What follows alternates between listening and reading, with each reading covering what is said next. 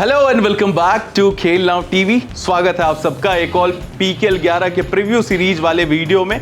पिछले दो वीडियोस में हमने रेडर्स और डिफेंडर्स के बारे में तो बात कर लिया कि कौन हो सकते हैं 5 ऐसे रेडर्स और डिफेंडर्स जो कि पीकेएल 11 में कमाल कर सकते हैं।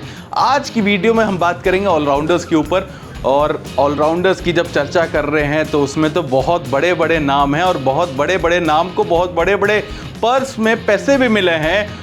उनकी अगर ऑक्शन में बात करें, उनको बड़े अमाउंट में खरीदा गया है। तो आइए उन्हीं ऑलराउंडर्स पर चर्चा करते हैं और जानते हैं कि पीकेएल 11 का बेस्ट ऑलराउंडर कौन रहेगा। तो दोस्तों, इस लिस्ट में सबसे पहला नाम जो है वो असलम इनामदार का है। जी हाँ, पिछले सीजन पुनेरी पल्टन को ट्रॉफी जिताया था एज अ कैप्टन। पुनेरी पल्टन के हिस्ट्री का पहला पीकेएल ट्रॉफी जिताया और उससे पिछले सीजन उनको फाइनल तक भी लेके गए थे असलम इनामदार। दोनों सीजन्स में उनका बहुत मेजर कंट्रीब्यूशन रहा था। ना सिर्फ एज अ रेडर कमाल करते हुए नजर आए असलम इनामदार, बल्कि एज अ डिफेंडर भी बहुत कमाल का हेल्प किया है टीम को। हम सबको पता है कि Puneri Paltan one of the most complete squad है, कि उनके जो रेडर्स भी हैं वो भी डिफेंस में कमाल करते हैं, बढ़िया डिफेंस में साथ देते हैं। तो उनमें बड़ा नाम असलम इनामदार का है। एज अ कैप्टन पिछले सीजन 168 टोटल पॉइंट्स लिया था असलम इनामदार ने, और टोटल उनके हिस्ट्री में पीकेएल के 560 टोटल पॉइंट्स है। तो ये दर्शाता है कि पिछले सीजन का भी उनका रिकॉर्ड जो रेडिंग में डिफेंस में था बेहतर था, और जब जब टीम को जरूरत थी डिफेंस में हेल्प चाहिए था, जब जब टीम को, तो असलम इनामदार वहां पे मौजूद थे, रेडर्स को टैकल किया था। तो हम देखेंगे इस सीजन भी उनको ये कमाल करते हो। तो मेरे हिसाब से नंबर 5 पे उनका नाम होगा इस लिस्ट में। दोस्तों, इस लिस्ट में अगला नाम जो आता है वो है विजय मलिक का। जी हाँ, विजय मलिक पिछले सीजन या उससे भी पहले वाला सीजन में अगर बात करें तो उनका फॉर्म इतना बेहतर रहा नहीं था। जितनी उनसे एक्सपेक्टेशन रहती है वैसा फॉर्म दिखा नहीं पाए थे। पिछले सीजन की अगर सिर्फ पर्टिकुलर बात करें तो 47 टोटल पॉइंट्स ही हासिल कर पाए थे विजय मलिक। लेकिन भूलिएगा नहीं, उनके नाम पीकेएल के हिस्ट्री में 490 टोटल पॉइंट्स हैं, और उसमें कंट्रीब्यूशन उनका रेडिंग में, डिफेंस में, दोनों में रहा है। और इसी वजह से इस सीजन हमें लगता है कि कमबैक करेंगे फॉर्म में, क्योंकि पवन शेरावत के साथ तेलुगु टाइटंस में खेलते हुए नजर आएंगे। तो फॉर्म में हो सकता है वापसी करे विजय मलिक और कमाल धमाल इस साल मचाएं एज अ ऑलराउंडर। अगला जो नाम है इस लिस्ट में वो है पटना पायरेट्स के अंकित का।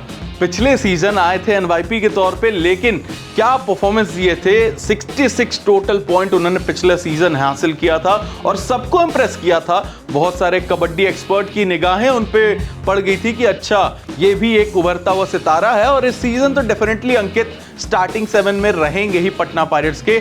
अब पटना पायरेट्स की टीम में इस बार खेल रहे हैं और पटना की टीम को जरूरत है अंकित से परफॉर्मेंस की, क्योंकि रिटेन किया टीम ने उस परफॉर्मेंस के बेसिस पे। तो हमें लगता है अंकित अपने पोटेंशियल पे खरे उतरेंगे। इस सीजन 66 से भी ज्यादा पॉइंट्स हासिल करेंगे और टीम के लिए मेजर कंट्रीब्यूशन रखने वाले हैं। तो अंकित पे निगाहें जरूर बना के रखिएगा।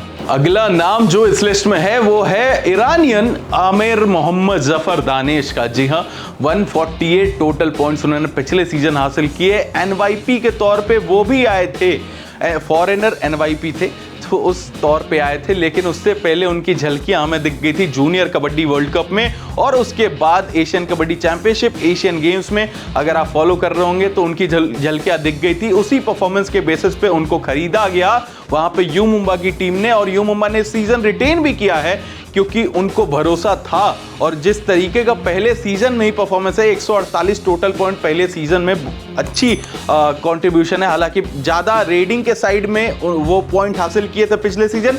उम्मीद रहेगी टीम को कि इस बार डिफेंस में भी कंट्रीब्यूट करे, क्योंकि वहां डिफेंस में इस बार सुनील परवेज की जोड़ी भी है, रिंकू भी वापस आ जाएंगे। तो अगर जफर दानिश अगर डिफेंस में भी कंट्रीब्यूट करना शुरू कर देंगे इस सीजन, तो टीम की तो बल्ले बल्ले है। और रेडिंग में तो कंट्रीब्यूशन करना पड़ेगा, क्योंकि एज अ मेन रेडर भी खेलते हुए नजर आएंगे आपको यू मुंबा के तौर से। तो जफर दानिश के कंधों पे बड़ी जिम्मेदारी होने वाली है as a allrounder U Mumba की टीम के लिए। जी हाँ दोस्तों, इस लिस्ट में आखिरी नाम उन्हीं का है जिनका आप बहुत बेसब्री से इंतजार कर रहे हो। हम बात कर रहे हैं मोहम्मद रेजा शादलू की। मोहम्मद रेजा शादलू क्या बेहतरीन प्लेयर है। 3 सीजन खेला है उन्होंने और क्या तीनों सीजन में धमाल मचाया। 2 सीजन पटना की तरफ से, पहले सीजन में 89 टैकल पॉइंट्स हासिल किए थे, फिर उसके बाद दूसरे सीजन में भी पटना में कमाल धमाल मचाया था और पिछले सीजन तो बेहतरीन ही कर दिया, मतलब 99 टैकल पॉइंट्स और 27 रेड पॉइंट्स हासिल किए थे पिछले सीजन मोहम्मद रजा शादलू ने।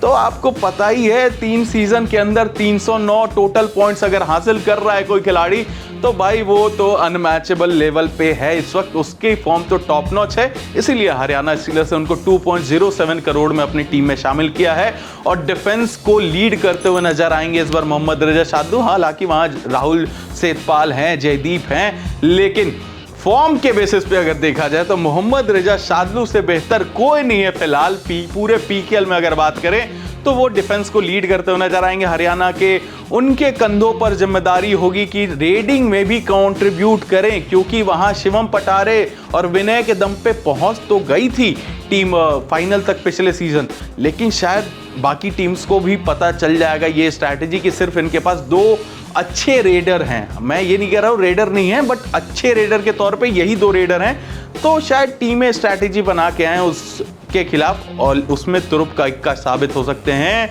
मोहम्मद रजा शादलू पिछले सीजन भी 27 अगर रेड पॉइंट हासिल किया है तो इस बार टीम उम्मीद करेगी कि 50 से 60 अगर रेड पॉइंट्स में भी कंट्रीब्यूशन रहे उनका तो बेहतरीन हो जाएगा। हरियाणा को फिर ट्रॉफी से कोई नहीं रोक सकता तो इस लिस्ट में, इसीलिए मोहम्मद रजा शादलू टॉप पे हैं और मुझे उम्मीद है कि टॉप पे ही फिनिश करेंगे इस बार भी ऑलराउंडर की सूची में। आपका क्या ओपिनियन है और कौन से खिलाड़ी इस लिस्ट में होने चाहिए हमें कमेंट्स में जरूर बताइएगा। बाकी कैसी लगी वीडियो ये भी बता दीजिएगा। हम आपको मिलते हैं अगले वीडियो में पीकेएल 11 के प्रीव्यू सीरीज में। तब तक के लिए thank you so much for watching. Like share subscribe कर दीजिएगा।